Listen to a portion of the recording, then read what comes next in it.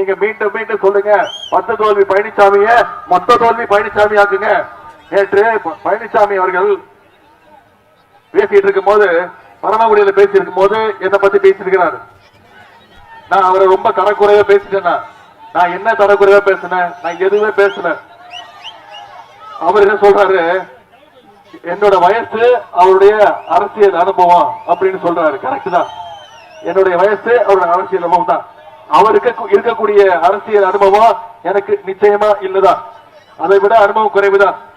ஆனா எனக்கு இருக்கிற அனுபவம் என்ன? எந்த ஊட்டல் மிரட்டலுக்கும் பயப்படாத அனுபவம் என்னுடைய அனுபவம். யாருக்கிட்டையும், குறிப்பா சங்கிங்க கிட்ட பயப்படாத அனுபவம் என்னுடைய அனுபவம். எப்போதுமே சுயமரியாதையோட நிக்கிற அனுபவம் என்னுடைய அனுபவம். என்னைக்கா இருந்தாலும் மக்களோட மக்களா நிக்கிற அனுபவம் என் அனுபவம். இதெல்லாம் என் அனுபவம். எடப்பாடி பழனிசாமி வந்துட்டு என்ன அனுபவம் இருக்கு சொல்லுங்க பாப்போம்.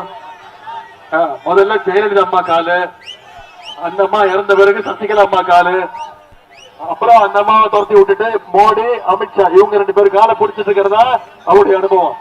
ஆனா யார் யார் கால்லாம் விழுந்தாரோ அவங்க கால் எல்லாத்தையும் வாரி விட்ட அனுபவம் திரு எடப்பாடி பழனிசாமியுடைய அனுபவம். நான் ஒன்னும் டெல்லிக்கு திருட்டுத்தனமா போய் 4 கார் மாறி அமித்ஷா வீட்டுக்கு போயிட்டு வரல. அந்த அனுபவம் என்கிட்ட இல்ல. நான் ஒன்னும் அமித்ஷா வீட்டுக்கு போயிட்டு திரும்பி வரும்போது கட்சிப்பால மூஞ்ச மூடிக்கிட்டு யாருக்கும் தெரியாம திருட்டுத்தனமா வந்த அனுபவம் எனக்கு கிடையாது. தமிழ்நாட்டுடைய உரிமைகளை டெல்லியில அடக்கு வச்ச அனுபவம் எடப்பாடி பழனிசாமியுடைய அனுபவம். ஏன்னா அவருக்கு இருக்கிற மாதிரி இந்த கேவலமான அனுபவங்கள் தான் எனக்கு தேவையில்லை.